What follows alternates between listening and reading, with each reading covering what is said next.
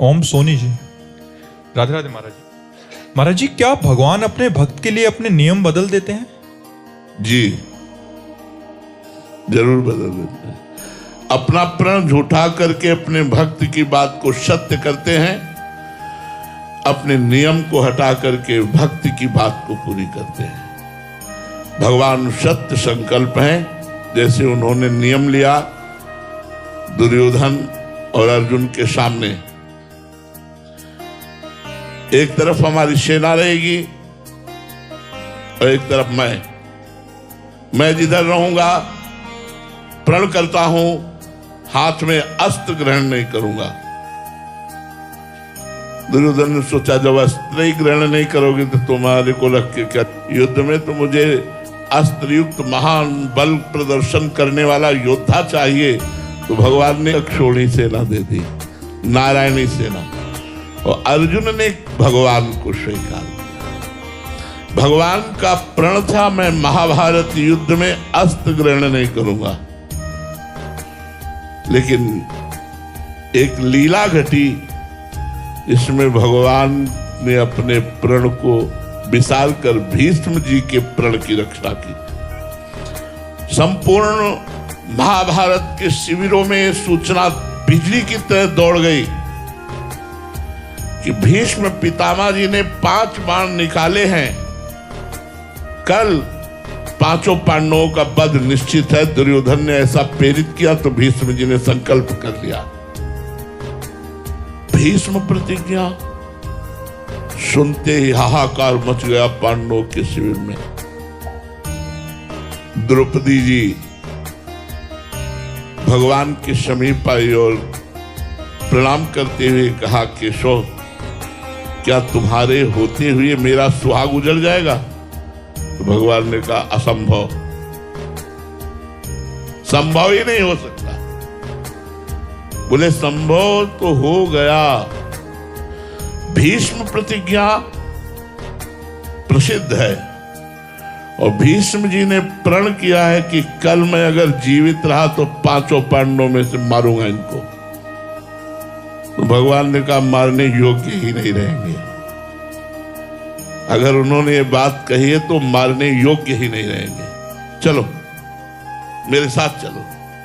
भगवान ने द्रौपदी की दासी की वेशभूषा धारण की। जब शिविर में पहुंचे तो महान वैष्णवाचार्य हैं भीष्म जी। तो द्रौपदी जी से कहा, पादुका उतार, और पादुका लेकर अपने पीतांबर में से छुपा लिया।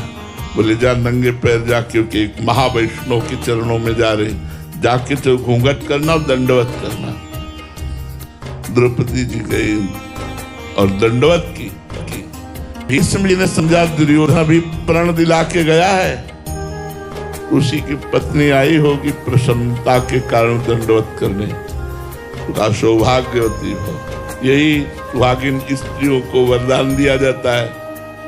हम लोग भी अपनी लाडली जी को यह आशीर्वाद देते, लाडली जो थारो अविचल रहो जो सुहाग, सौभाग्यवती हो। हटाया घूंघट और कहा, अब ये वचन सत्य माने या थोड़ी देर पहले वाला वचन सत्य माने? पहले आपने प्रण किया है कि 5 पांडवों का वध कल करेंगे, और संध्या का समय इस समय आप बोल रहे हैं सौभाग्यवती भव, तो भीष्म की कौन सी बात सत्य होगी? माला छूट गया हाथ से। जो माला चल रहा था वो छूट गया और कहा, यहां तक तुम्हें लाया कौन है? जो लाया है वो कहाँ है? क्योंकि तुम अकेले आ ही नहीं सकती थी। खड़े हुए चारों तरफ दृष्टि डाली तो दरवाजे पर एक दासी दिखाई दी। नजदीक पहुंचे तो देखा श्याम सुंदर। आंसू आ गए भीष्म जी के। वाह भक्त वत्सलता, वाह अखिल कोट ब्रह्मांडों का बलवीर विक्रम ज्ञान वैराग्येश्वर संपूर्ण शक्तियों का स्वामी द्रौपदी की दासी का वेश धारण किए हुए पीतांबर पकड़ा और झटकाए, क्या तो जूतियां निकली। तो और आंसू। ध्येयम सदा परिभवग्नम अभीष्ट दोहम तीर्थास्पदम शिव विनंच नुतम शरण्यम भृत्यार्थी हम प्रणत पाल भवाब्धिपूतम वंदे महापुरुष ते चरणारविंद।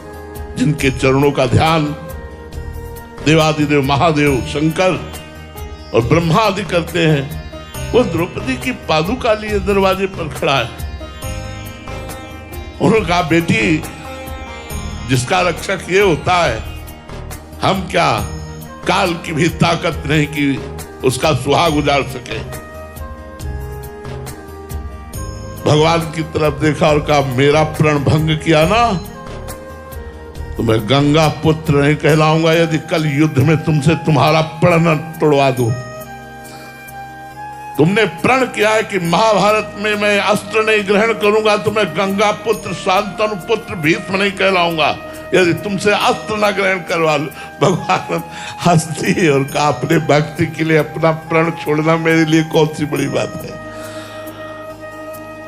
भगवान ने अपना प्रण छोड़ा। दूसरे दिन भीषण युद्ध भीष्म पितामह ने किया। भगवान और अर्जुन सबको बाणों से बेंध दिया। जब देखा कि अर्जुन के प्राणों पर आ गई, कूद पड़े रथ से और उठाया रथ का पहिया, भीष्म को मारने के लिए दौड़े।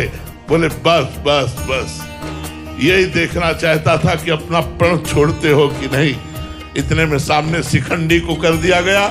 अस्त्र शस्त्र भीष्म जी ने रख दिए क्योंकि वो अंबा ही पूर्वजन्म की थी और अर्जुन ने मार करके बाणों की सैया पर लिटा दिया। ये बात, अपने प्रण को भूलकर अपने भक्त की बात की रक्षा करना, अपने नियम को तोड़कर अपने भक्त के नियम को पूर्ण करना, ये भगवान का सहज उदार स्वभाव है।